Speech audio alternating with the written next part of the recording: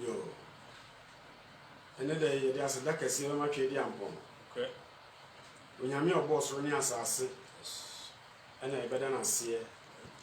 And when I'm encouraged, man.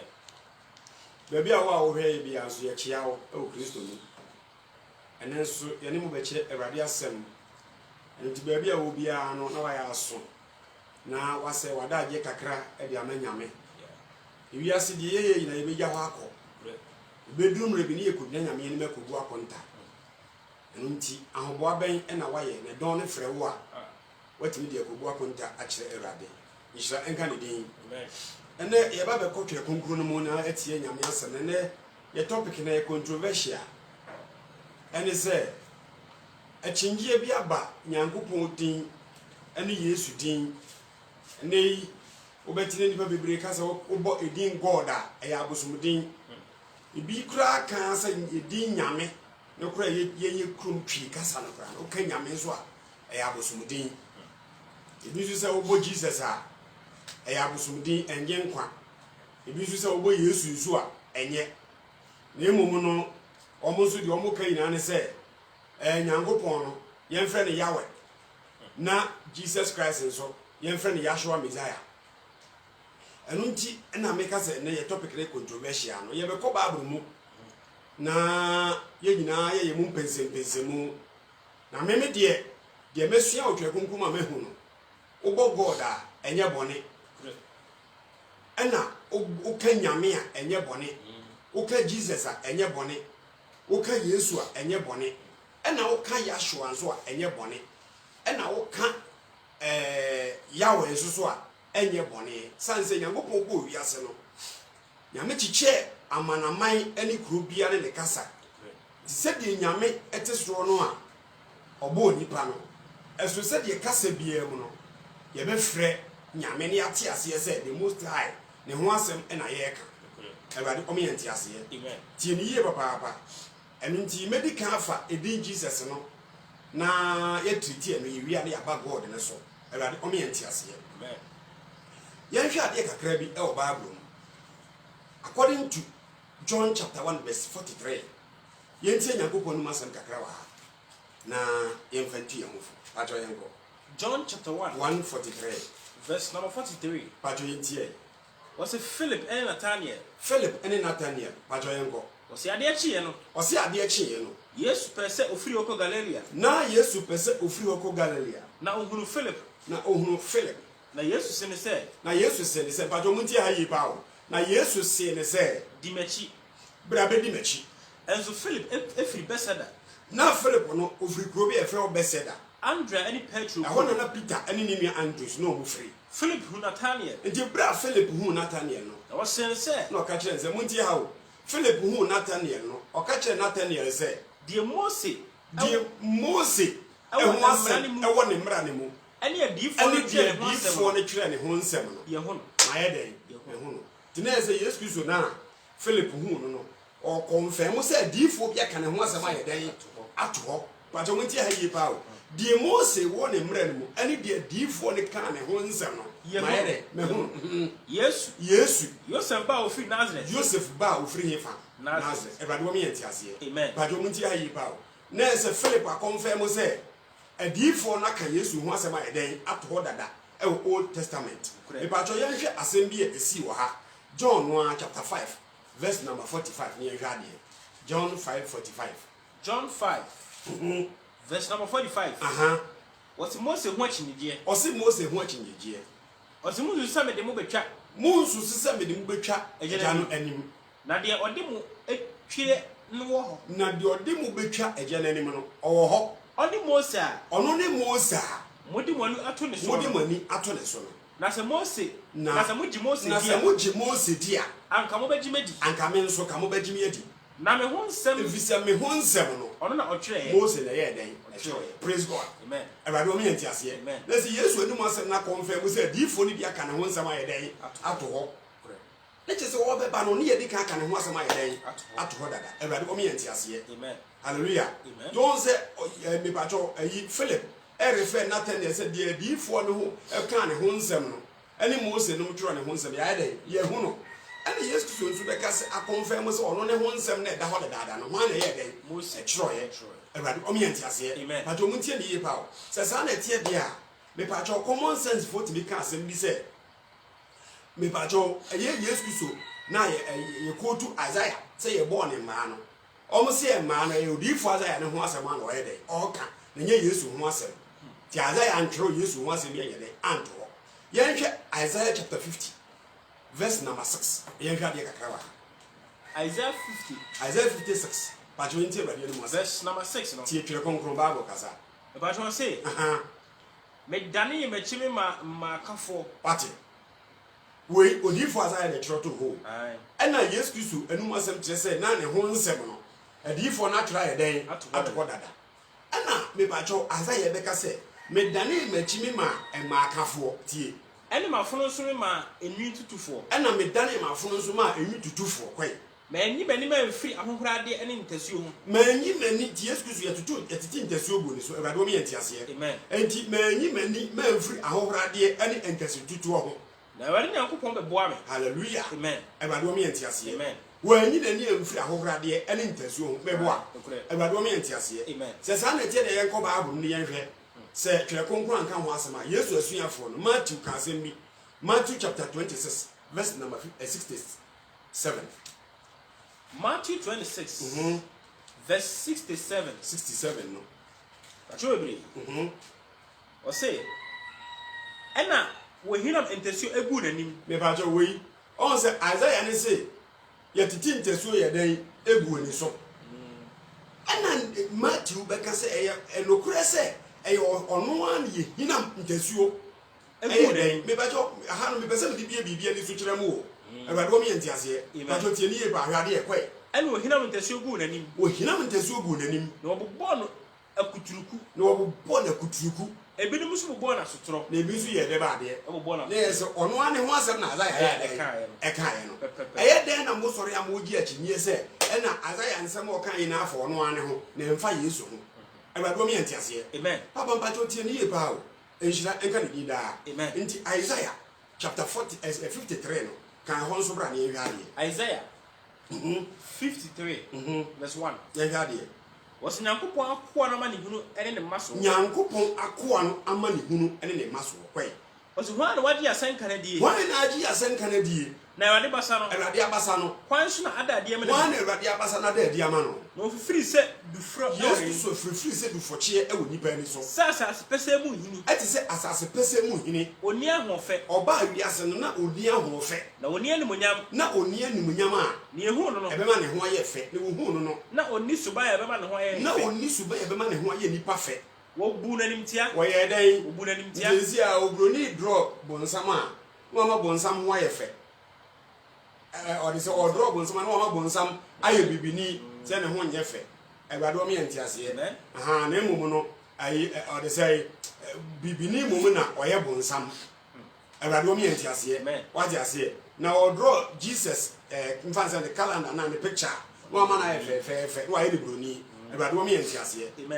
ti o Bible kwa che se ono Jesus na nkasa no ni atwira to so ono kwa ba wiase na oni anu nyama be ba ne ho mum aye den aye fe koso e wo so bu nanim tia na wo bu nanim tia na merima po no po no oye onipa ohunu ayade oba wiase no mepacho emema po no gina ho masoja fo na ebo ne ma no ena mepacho ohunu ayade ye kan ne ma nkasa ye kan mpre kwai na onimi yade na onimi yade na obu nanim tia na obu nanim tia se obi anipa yi won ani hunta no ti se obi a anipa yi won ani ahunta no ne ye mu no hwe na oba wiase nipa mu ne hwe ampa ye nyare wa no ono na wafa ono na waye den waso mepacho odifo Isaiah oso aye nyare wa odifo Isaiah beso nipa nyare wa na Awurade o me entiase ye nyare wa no ono na waso na ayade enso ena ye ayade no waso na ye de ye bu ni se de wahwe no Awurade o me entiase ye bu ni se de waye den wahwe no ti wo kan ni mpre abala ye de hwe no Awurade o me entiase amen enhira ka ne die amen enti tie ni ye pa enti sa ayi controversies na abanu a enipa kasetia Jesus din no enipa kasetia din God ana Nyankopon din no Awurade o me entiase ye pese ye kom na ye chirem na nipa ye den eti ase ye hu sese oti Kristum na obo edi Kristo a wonya mfomso obo edi Christ ana Jesus a wonya mfomso obo edi God a wonya mfomso na aya na ebi masam o maka ne se ebra Jesus ba na letaje eni wiase anso na odifo Jeremia na ni Erado mi entiase. Amen. Hallelujah. Amen. Me ba chotie ni ye ba o enhira enka ni bida. Amen. Na wohwe mu a alphabet no eye me ba cho abrofo ni de no English alphabet no eno 26. Okay. Na twi yen akanfo ye de no 22. So what you say? Oba Ghana ha no ma ewe fo so de prime says eno so 32. Enkanfo so I hope so mo so de ya ba be ya ma 32 or so.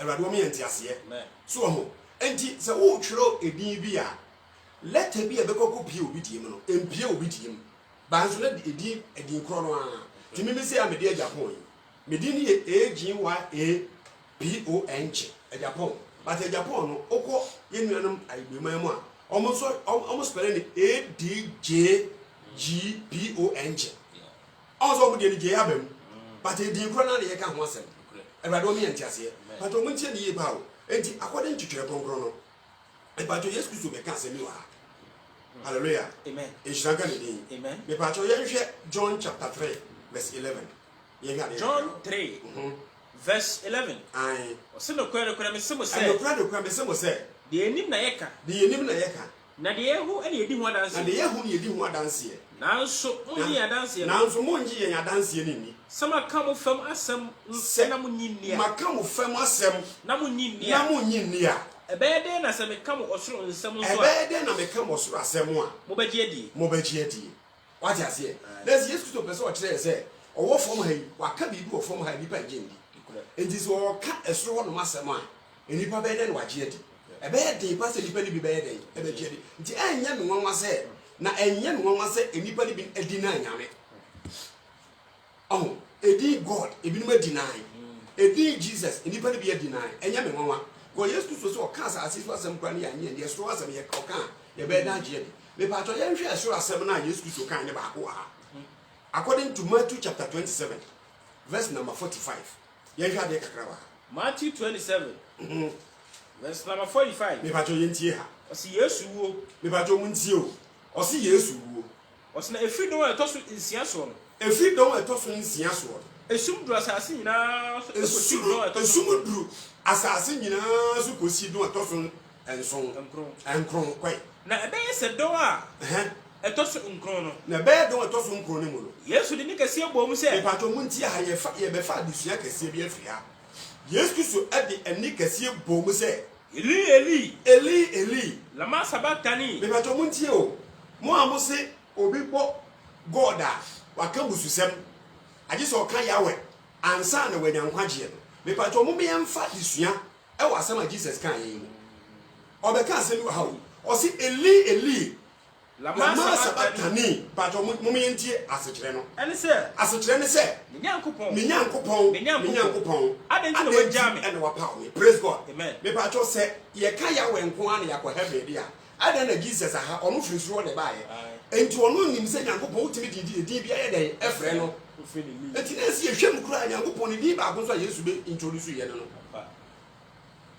Eli lama sabachthani Yesu so ye Israel ni o ye Hebrew ni adenti na oba wi aso omo free nyankopon Yahweh adenti wan ka se Yahweh lama sabachthani no ka se Eli lama sabachthani nje ha bi Yesu so nko heaven ana on the work of the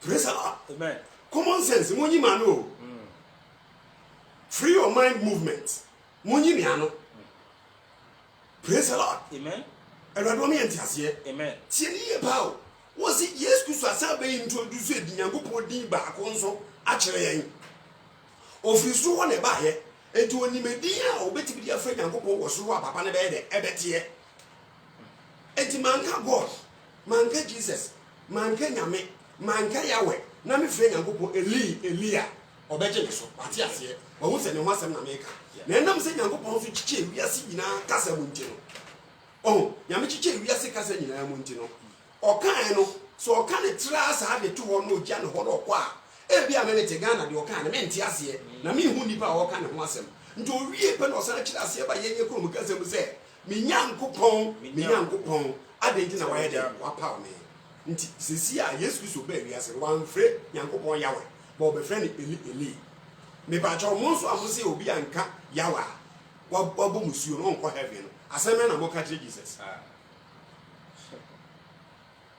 Everado mi enti ase amen ejina ka ne din amen me ba cho mo yemfa desuo ha yie ba o Everado o mi enti ase da amen ohun ye mo boy amen me ba cho mo ntie ne yie ba o ejina ka ne din enti hwe yanko John chapter 19 verse number 19 John 19:19 John aye chapter 19 yanko verse number 19 pepe yan hwabie ba cho ba bia wo bia ye study na de ye kan tie ne yie pa because a controversial topic pa na ne me ne mo ka ho asem no nipa bebre ko ne mo Jesus and a God eso bia ne kuro mu kasa oh any set your of nyame nyame be je so any nyame be tie enti se ayi wa mo se nyankopɔ ye fɛ ne yawe na eno na obɛbɔ a men condemn de obɔ God so when you say ye fɛ nyankopɔ Yahshua Messiah ye fɛ Jesus Yahshua Messiah and ye obi kuro mu kasa ana watie ti men condemn de ono so fɛ ne Yesu ana Jesus no eba do mi enti ase ti Bible so dey John 19:19 koso e na Pilato tre eho asem nso na Pilato abra Yesu Kristo wu ye bɔ na senua ne ye ne sen ho no Pilato tre eho asem na ode famasenia na tifi na eka se na munti o o tre Yesu Kristo ho asem no o de fam na senua na tifi no eka se edin no do o tre bɔ ho no na kasa no asem a eka ne Yesu Nazareni Yuda for hene sa tre na Yuda for no mu pi ekenkan ye munti o sa tre na o tre bɔ Yuda Yesu Kristo asenua na so no Yesu Nazareth Yuda for hene sa asem wo na Yuda for no bebre kenkan ye efiza fa akɔ bɔ Yesu asenua mu hɔ eben kuro no na fa akɔ bɔ Yesu asenua na eben kuro no na o tre ni Hebrew any Roman any Hela kasam me ba jo mate ase de be ya kasa hodo na ewo sa bre no Roman fo ne Hela fo no a eye o de say kasa hodo na ewo ho no a omudi Israel so no ana omo Israel me mo no de be obi akokenkan obeti ase wo ne kuro kasa enti no sa Yuda fo hene Nazareth Yuda fo hene Yesu Nazareth Yuda fo hene wo tro ne kasa hodo mi ensam Yesu Nazareth Yuda fo hene no wo tro no Roman kasam Hebrew kasam ena Hela kasam adenti ena wo tro ne kasa ba ko ba mo Everado mi enti ase amen me ba jo mo ntie ne yie ba o na se me ba jo mo nim se kasa hodo na wo man mu ntie ase ye di ye tro ko obi akuru mu kasam no mo se ye ni pass mesi won asem ye dey ye ka Everado mi enti ase enti so beti Israel no ka yawe na me so beti Ghana na me ka nyankopon a wo se maka bususem Everado mi enti ase ke na no se na sofu bi e kan se me na ye me ho a wo se me pa jo calculation we ma me Daniel chapter 2 verse 47 Ose za asem we yebususem eni pa se Kristo ni bia bi na no ka bi asem na okay Everado mi enti ase amen Daniel chapter 2 verse number 47 Daniel Nebuchadnezzar kan se bi kire Daniel no we verse number 47 gade was on hini bua Daniel say Nebuchadnezzar bua se Daniel say anokwa munyankopon ye enyame mu nyame e ba jo muntie ha we papa bi nso say the word enyame mu nyame no edin nyame no eye abosomedin anokwa munyankopon ye enyame mu nyame eni ahemfu mu nyina awura eni de oyi ehuntasem edi eni de oyi de ba de ehuntasem edi ti o osi oye enyame emu nyame eye de na we kwa abosomedin praise the Lord amen Everado mi enti ase amen oh amanfo de nchirekse bia ba o se tina Bible no ka o John 4 ne say 1 John 4:1 say yenso ahonhu nyina hwe no one year study antie Bible mu asem yi ama waso anna ho ama wani anna ho a obi be wia ama no kura na wo mu be firi mu akosomboso praise the Lord amen enti yen ko twa pompon mu Genesis chapter 11 verse 1 ne yen hwe se enye nyankopon pe na ochiche kasa hodo mu dia ene na ehu hia se anka ye tigana ha ma ye bebo nyame din na ye nya ye trezi akọ Israel ne akọ hwe yawe na ya bebo Ghana na nyankopon nim se okwa ma obi aka sentino wa ma obi anso ni krom kasa alphabet odisua ne kasa enti se obetra Ghana ha no wabo yawe de a me pa totwi Bible men kan bi kofa ayi Israel omo alphabet na fa be kire wo ne wa asole ma no na fa efiri sa abra ne ko nyina no mo fa bibia Hebrew language nye bibia Awurade o mi entiase amen hallelujah amen ishranka ne dia amen to aso me hwa de Genesis 11:1 koso e Babel abantente o se Babel abantente na asase nyina sofo ya no kro kasa kro me ba to mo nti o asase sofo nyina ya no kro kasa kro na otu kwan fa epoye no ana o tu kwan fa epoye ohunu asase tam e wo sena asase o asase tam bi wo sena asase so na o tena ho na o tena ho o si o se ana o sisi o ho se wie mama ye ntaya na ye nto ntaya blog no ye wi a first na Brexit no the Brexit no mutwe bia na o de ahye no o mato na abeye blocks ama o koso e na ntaya no ye won abo koso e na amayen won doti ama eye won doti chese mortar o mututu anwe no mde ifra na abeye mortar ama o kwe ene wo kan se no ka se wie mama ye nchichiri kuro ni ento abantenti na tifu beduru soro abantenti a na tifu bekọ duru soro ni emfa nyidi eno na ewiase nyina UN4 aka aboma omo ye Awurade o mi entiase nyankopon nyansem no mpese ewiase nyina beka abom opese ewiase mu chiche praise God Awurade mi entiase ewiase ni mu achiche awie o na emom no sesi aye nyina ewiase nyina UN ayese ewiase nyina mansan ka bomu kuo nti se ewiase nyina ekonifa ese obi akonifa ewiase nyina ekobenkum ese obi akobenkum ewiase nyina ekoyenim ese obi akonenim enna ama nipa bebrebe afri nyame hallelujah amen bajo de ti kade osunya hwese asase nyina ni ne ya hweti asase nyina ni na wari duru be hwe kuro enti nyankopon hu sade omo ye ne nye ama ma de ti bupo ne mmem na wari duru be hwe kuro no eni abantenti anipa mare to eni abantenti ne nipa mare to na wari kan se na wari kan se hwe wo yo mai baako o nyina e kasa kro no mo nyina so kasa baako na de we firi ase wiyo ni na de o ma firi ase ye ni na afei bibia ntimi nsi won de wo susu se obeye ne bia kwan bibia ntimi nsi won de wo susu so obeye ne kwan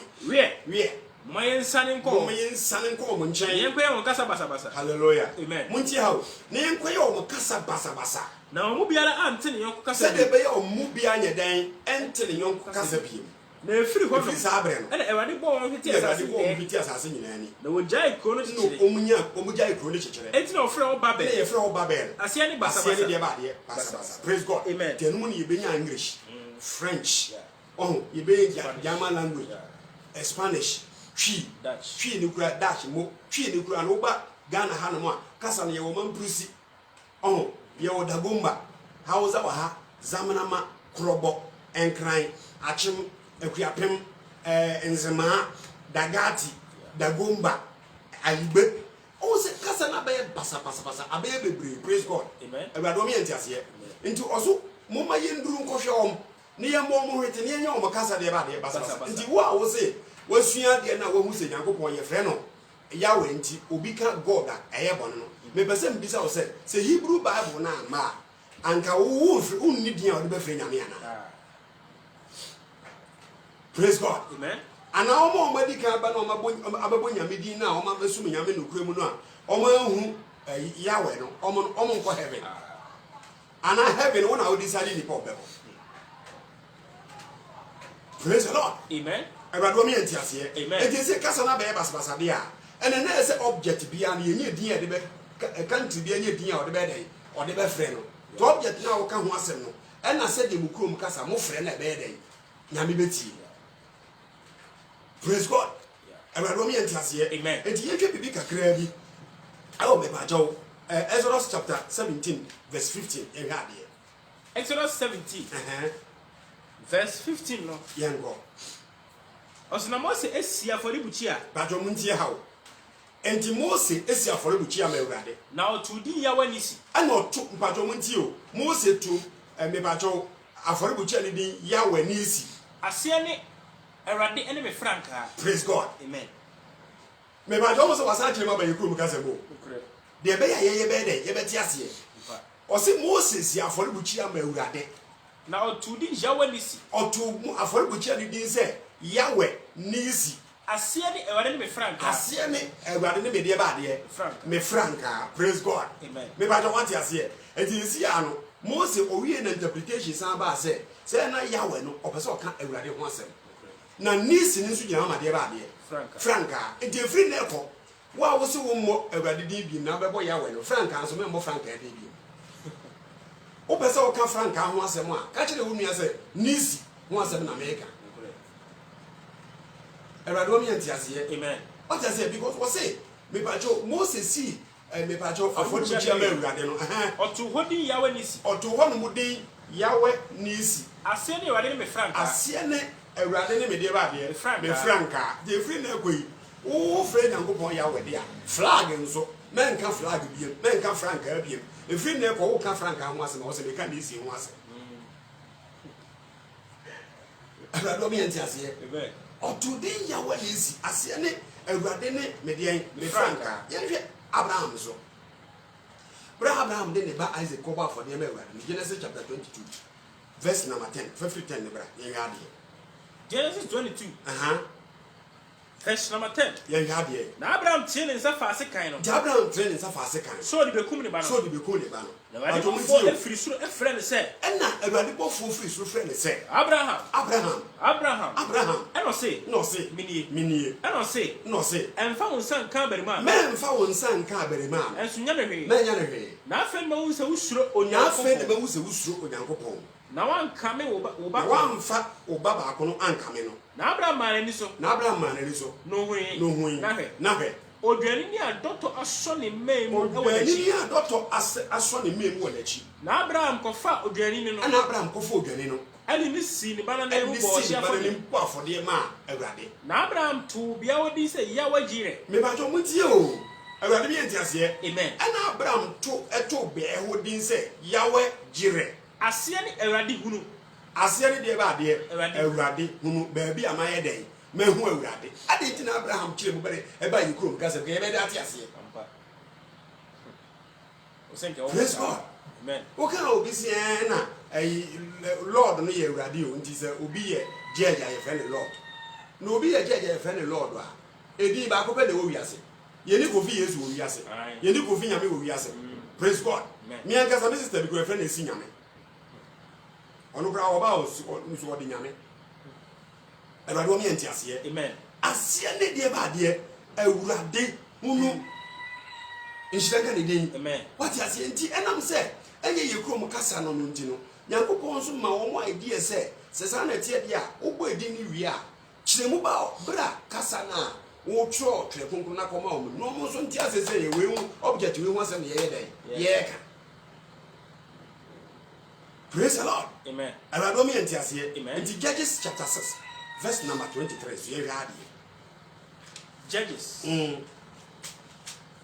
chapter 6 verse number 23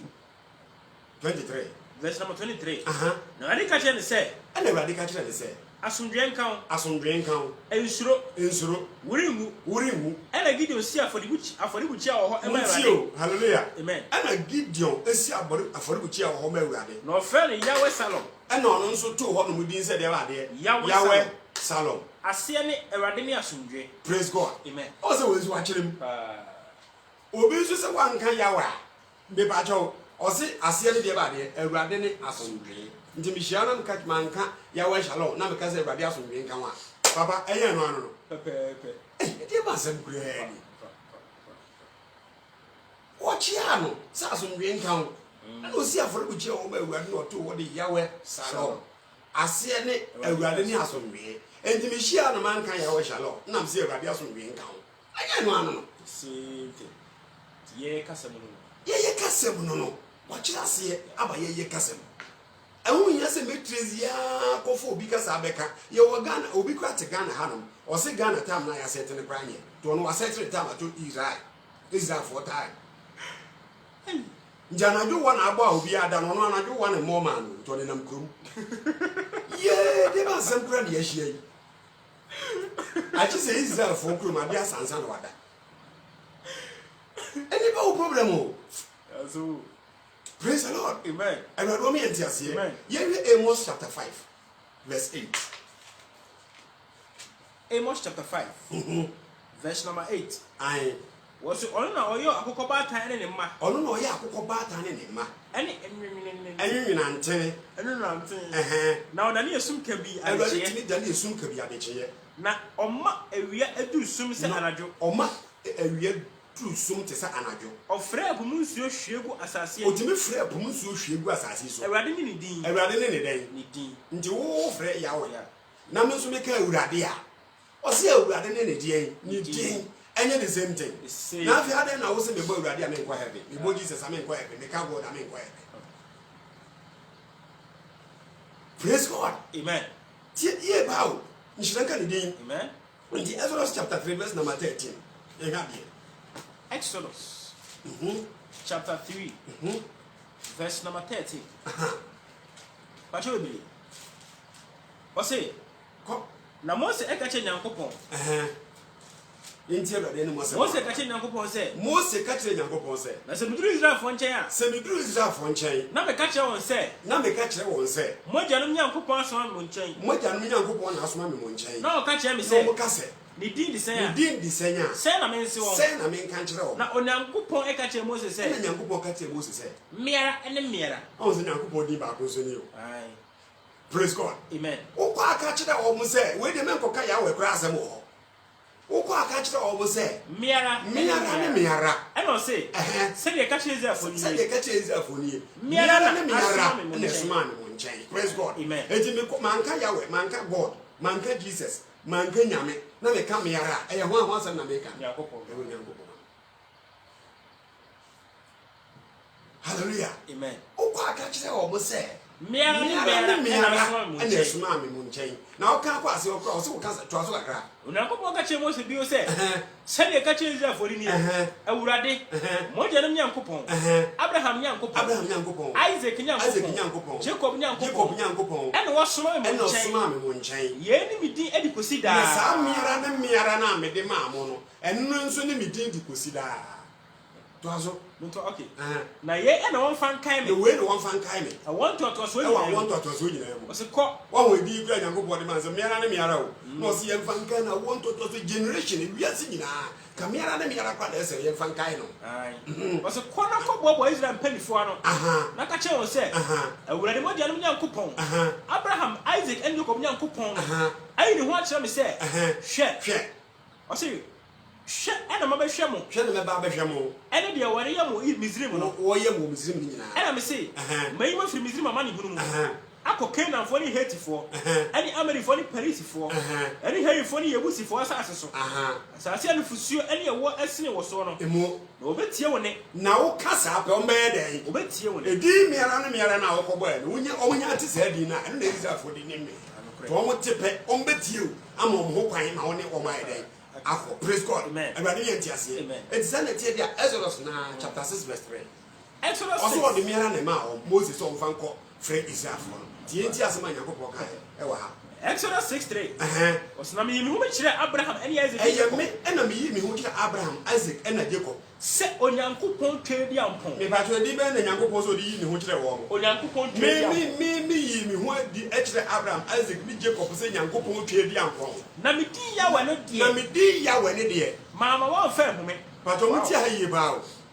Oyi ni ho kire wo say e di ben. Set Onyankopon trade yampon. Na me di ya wa ne die. Mama wa fa hu. Hallelujah. Bible mu Exodus 6:3. Jesus ya wona abode mo ho atoso na enu nti mo mpese mo betim edi God na Jesus na Nyankopon di kra o maso no. Me pato ya we the ready say no kwa oma mfa say di na ye de ehunu no edi Nyankopon mum eno mo de ye de o mo di hu no. Genesis 17. Verse 1 de ba. Genesis 17. Verse number 1. Ko what's it? Twenty fifty. Now Abraham didn't finish your crown. Abraham didn't finish it, but I'm here. Hallelujah. Abraham didn't finish your crown. And I didn't know what you said. Why are you in hotel? Already. Me, but you're Yahweh. Aye. See already. Praise God. Amen. Already in what you said. Many Onyankopon trade yampon. Hallelujah. Amen. Many Onyankopon trade yampon. Nanti na yepe. One can say fire when an anti anymore. And it's under the entry. Wow, when was off our castle, when it was all a man, moon took Bible tell baby. No one goes Israel and go for Casa and Bushy and Sanama, Mapa, Hebrew language in it, Hebrew Bible there, Akasa. I read me and Tassia. Amen. Ejira nka ne die. Amen. Oh, obia bia na na nse kira bosom so ono so say Bible no abayewa bi nwum obo e kura ne ho onfa cho say Bible mu asem. O the Bible na ati aso de twa nkofo awie o. Afa de onya sikare ti asem a wo ka wo na mu Bible. Enti se sa le tie de ahomom na wo tutu no. Wa di na agba na so di ko tutu ahomom na wo nsuo no. Kira bosom. Yima no ba bia wo bia yima no mi tie o. Why be now boy? I would go to a woman. Oko, di go na. Was you go to home? Bobo, and soon home. What did you about any Kitakoya? Huh? I don't mean to say, Amen. Praise God. Amen. And according to the Concrono, Isaiah 42, verse number 8, here I take a crowd. Isaiah 42, verse number 8, you know. But what do I say? Many Eurade, me about what it. Or some many Eurade. Midino no. Na me Nyankopon mediano no. Midino no. Elo me entiase. Amen. Me Eurade na midino no. Na me mfa menu monyam e. Mfa menu monyam so nkoma obi e ma obi nje midini mboso. Na ma ye yenso. Na ma ye yenso. Me mfa mo hu ni. Me mfa mo hu ni da. Praise God. Amen. Eye den na musu Nyankopon de yaboso ni. Oso wo mfa na ye ni midini mo ohoni. Enti onipa entini nchenyi Nyankopon ni nkofa boso ni mbeto so. Mesi ye ya Nyankopon ado ye timi bomba ye man nkofo no. Jesus didn't God didn't ye the bomb by Santanizio. No me sissy easy. Ye what Jesus did not miss won't pay Jesus didn't the word Jesus won't bet you. Now I be to me. Praise God. Amen. I will Roman here. Amen. See ye power. Hallelujah. Amen. Yes, we are mobile. Amen. To the 1 Corinthians chapter 8. Verse number 1, the fashion mommy. Nothing we are not my back against Jesus. They say, you God, you real Yameno. Into Yahweh, no, you who says, oh, Munyame, and I will idea, and the same as Yahweh now. Hallelujah. Amen. The battle you had here. 1 Corinthians 8, verse number 1. Tie. Was a bosom for the body. Was a bosom for the body. Now, bosom for the body. Now, bosom for the body.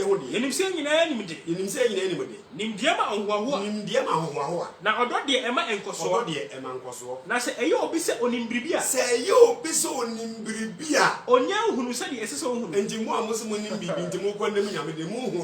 Wouldn't you praise God. Amen. Mu condemn a day Jesus, a day God, and Munimushi, Munim Moka. Praise God. Amen. To me, been a leading moon and mamma, yes, I did. Obio back or tears as to be dinner, Jesus piano. Can I was on heaven? Oh, young Quajier. Tia was a day.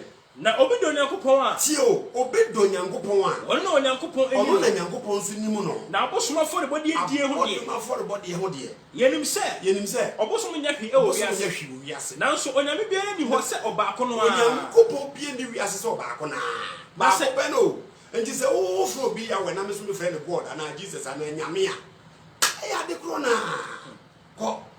Na senso osuro na se osuro asase so enyama ofro enyame asase o enoma bebre ho ayefro o enyame a wo ho se enyame pi wati enyame pi wo ho eni ewrade pi wo ho ewrade pi nso wo ho a ye de nti se obi ye judge na friend Lord a eno nche se ye kanyankopon de Most High ho asem o praise God amen kwaso e onyankopon ba ko pe ne ye wo ye de onyankopon ba ko pe na ye wo eja na no nyina efiri ni eja no ewiase no nyina efiri ni mo na yensu ye ho ma na yensu ye ho ma no eni ewrade ba ko Yesu Kristo wonam ne so eye nyama nyina Kristo a wonam ne so ye no ma nyina na yensu ye nam ne so ho na yensu ye nam ne so ho no nshira enka ne din amen ewrade o mi entiase amen patro nyade verse 7 no ehwasi patro nshira enka ne din amen Yesu Kristo a wonam ne so ye ade nyina na yensu ye nam ne so ye de ewo ho ono nko ne ye de ye nim no enti edi Jesus no akoy ahodo be miensa o Bible enti men hwe de ye bosom din emfa men condemn Jesus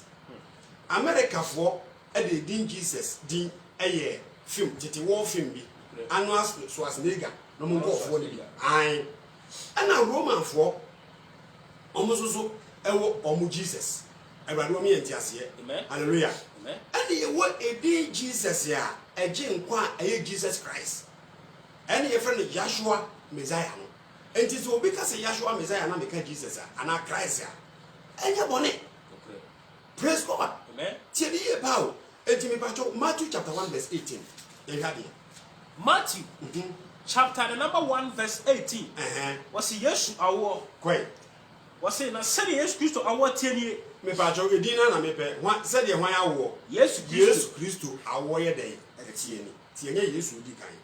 Praise God. Amen. Yenye Colossae chapter 4 verse number 11. Colossae yenye Yesu di kan. Pacho be Colossae 4 to nankasa koso verse number 11 no.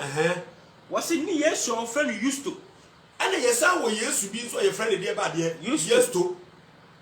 We nipa o I say Ghana ho bia wo de ba no wo friend Kofi Yesu. Won't me fa de di ni mbeti so no ko di Yesu obi di Kofi Yesu. Na se nyame asem ka wo ye ko wensani a.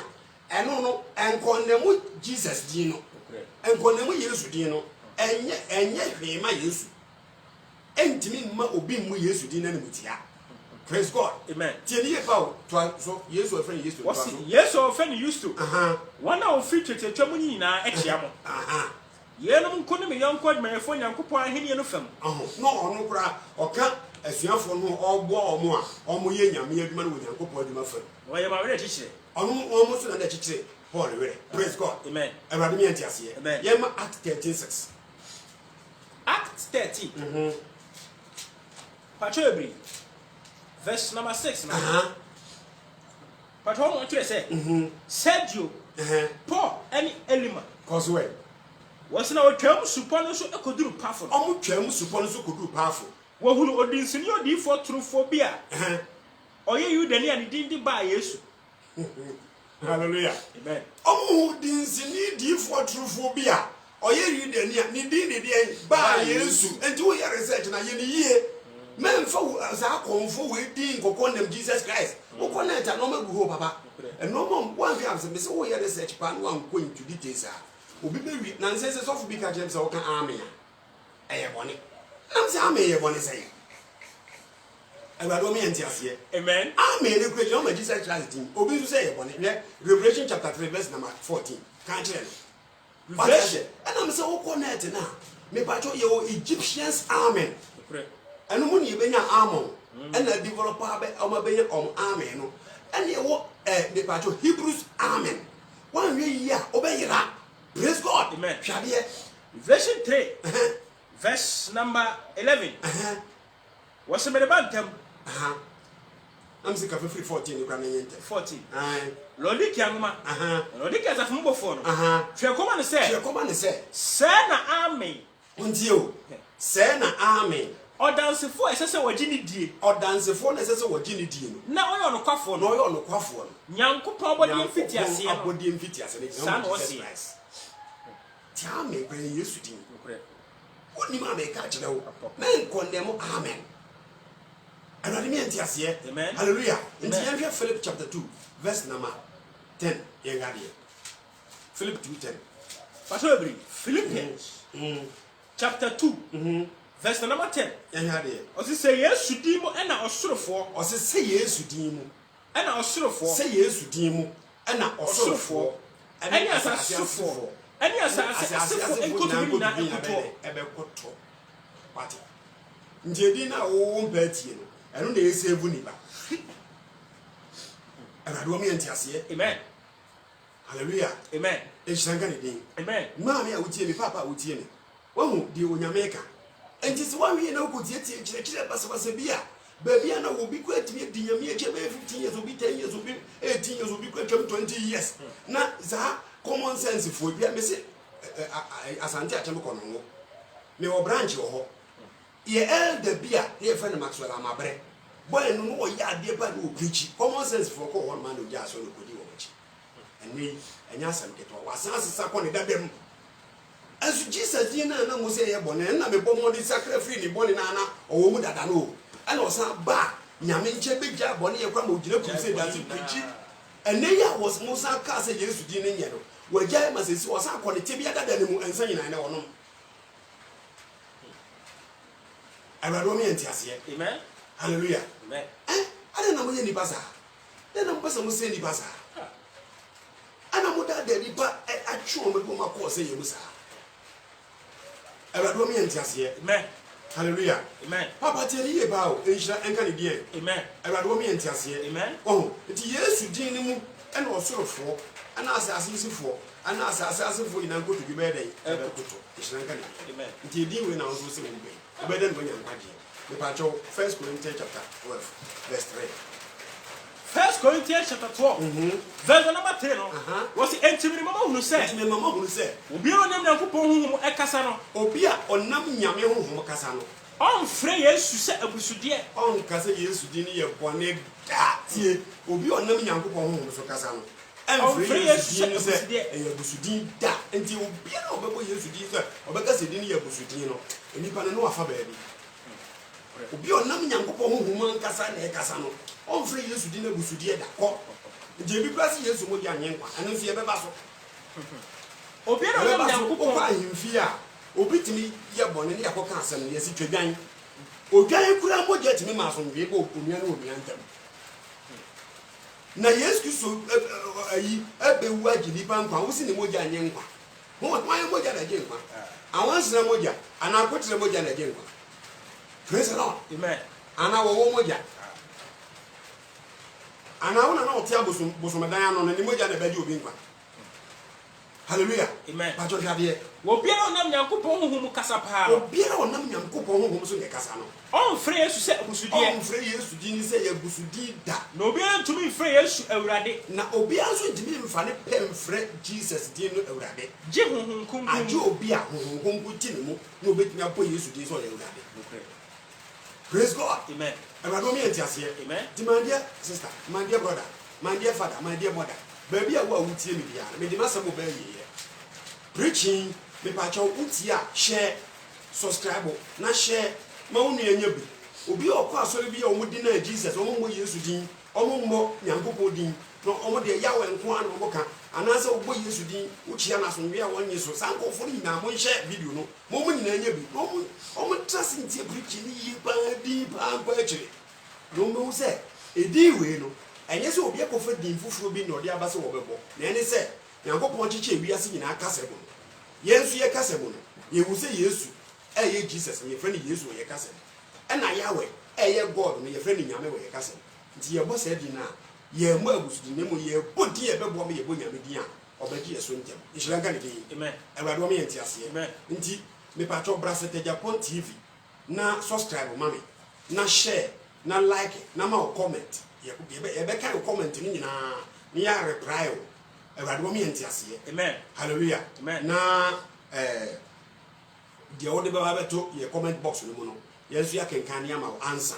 Na yen na ye de ho ntiase ama ye sum nyame a ye nyina atimi abonyankopo din ye nyankwaje ama ye kra nhyira nka ne din da ti sabre nso no answer na me quote me last quotation is Zechariah chapter 14 verse 9 bi to me ba jo bia na wo paya se mo pese wo ne ye so ye wa kra kokuase katabo me number is 0244 97 12 33 ha afi ebia wo hia mpaebo ebia wo pasore ka no kure pa na wo ne wo masoma oba ye no bebu masom Kristo ama awurade anu nyam edi wachi ama da ankwa ba awurade sane a wanya nkwaje ama okra nti sabre ye last quotation fa to bia mame Zechariah 14 verse number 9 no the Bible say na awurade bedi asase ni nyina so hene on zafe ni nyankopon di na be bebre obi ehudi omo nti nyankopon se me kan jo se di nyame di ama se bono se nya ukrom bosum di na nyankopon di na abo nkwade akoso bo gade o se na awurade bedi asase ni nyina so hene